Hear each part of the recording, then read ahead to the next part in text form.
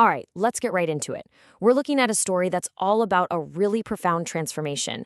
It kicks off in one of the darkest chapters of a famous New York institution's history and ends with a global mission for conservation. Now, this is a difficult story for sure, but it's one we absolutely need to understand. It's a pretty shocking question to even ask, isn't it? But the answer is yes. And this isn't some tale from the distant past. It happened just over 100 years ago, right in the heart of one of the most modern cities in the world. And it really forces us to look at some very uncomfortable truths. So the man at the very center of the story was named Ota Benga. He was a Mbudi man from what was then the Congo Free State. And in September of 1906, he became the most controversial exhibit at the Bronx Zoo. And get this was the actual sign posted at the zoo's monkey house. Ota Benga was forced to share an enclosure with an orangutan named Dohong. He wasn't presented as a person, but as a kind of specimen, a living example of a so-called primitive race. Just unbelievable. So you have to wonder, how could something like this possibly happen? Well, it's really crucial to understand the context of the time. This was the absolute peak of colonialism, and a lot of popular but deeply, deeply flawed theories were used to justify it. You had ideas like social Darwinism and eugenics, which was this awful racist pseudoscience, and they were used to build these racial hierarchies that excused exploitation all over the world. The really horrifying part is that what happened to Ota Benga wasn't entirely unique. He was part of this disturbing trend known as human zoos.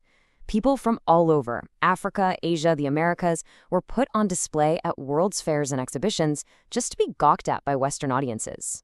It reinforced these dangerous stereotypes for generations. His life was just a series of unimaginable tragedies. His wife and children were murdered by a brutal colonial militia.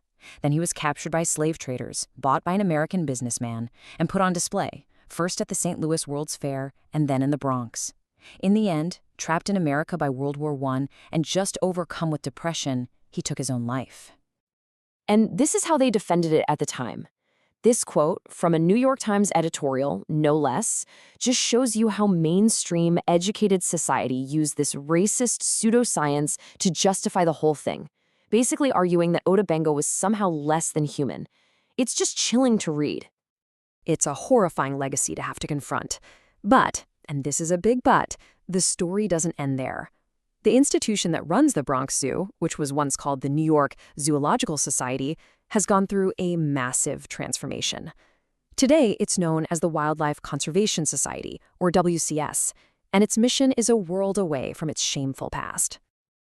And in a really remarkable turn of history, WCS is now a leading conservation forest in the very same region Ota Benga was taken from. Here in the Congo Basin, they're partnering with the government to protect critical habitats for animals like this incredible forest elephant. The scale of their work today is just immense. You can see here, WCS now runs conservation programs in over 50 countries. And back home, they still manage New York's 5 wildlife parks, including the Bronx Zoo, and they welcome over 3.5 million visitors every year. That's a massive platform for conservation education and a total world away from its origins as a place for spectacle. So here's the crucial point. Their modern mission is built on real, science-based conservation. They're focused on protecting key species and their habitats, they're fighting climate change, and, maybe most importantly, they are partnering with the people who actually live on the land. And this picture really shows that fundamental change. I mean, where the organization once exploited an indigenous man, it now actively partners with indigenous communities. It's a complete reversal of its past, recognizing that their traditional knowledge isn't some curiosity to be put on display, but an absolutely essential tool for protecting endangered species like the grower's gorilla.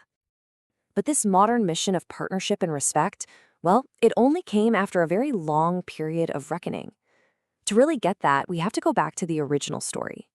The exhibition of Ota Benga wasn't accepted quietly, not at all. There was immediate protest. But that was followed by over a century of total institutional silence. This incredibly powerful protest came from Reverend James H. Gordon, who was a spokesman for a delegation of Black churches.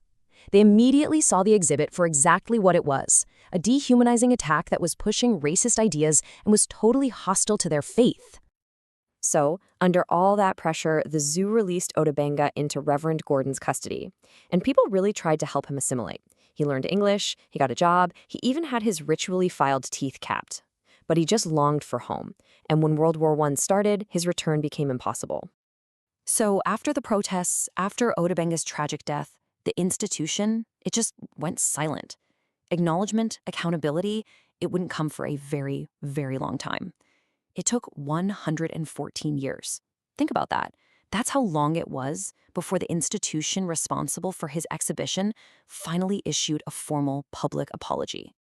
You can see it here, side by side. On the left, another protest from 1906, just calling out the hypocrisy of it all. And on the right, the apology that finally came in 2020. In it, WCS finally condemned its own history and the awful, racist pseudoscience of eugenics that its own founders had promoted. So what we're left with are these two parallel stories, a really shameful past of exploitation and a present that's dedicated to global stewardship. It just goes to show the profound journey an institution can take, from being a huge part of the problem to becoming a leader in the solution. And that really leaves us with this one final thought. Acknowledging a painful history doesn't erase it, of course it doesn't, but it is the necessary first step toward building a more just future. The story of Otabenga and the transformation of the Wildlife Conservation Society is this stark, powerful reminder of that whole journey. And it poses a question that all long-standing institutions really have to face sooner or later.